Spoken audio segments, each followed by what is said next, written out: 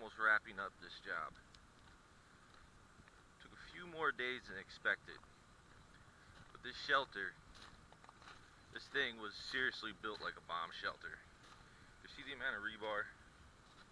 Different size rebar. I mean, it's just layers and layers and layers of rebar. So difficult to break up. And look how thick it is. Look how thick that slab is. But we're getting it. This is where it used to sit.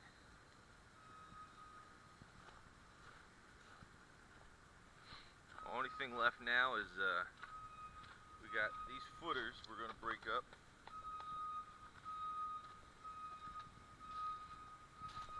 Then we're going to clean up the rest of this.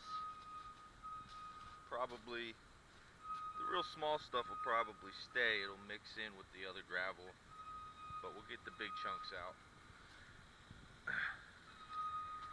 Mike over there pulling out one of the machines.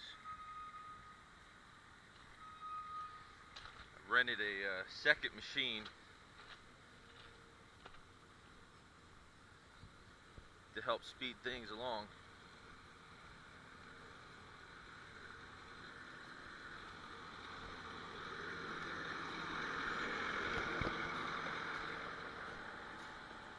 Good old Sunbelt. This is a bigger machine than mine. It's a S650. So it handles this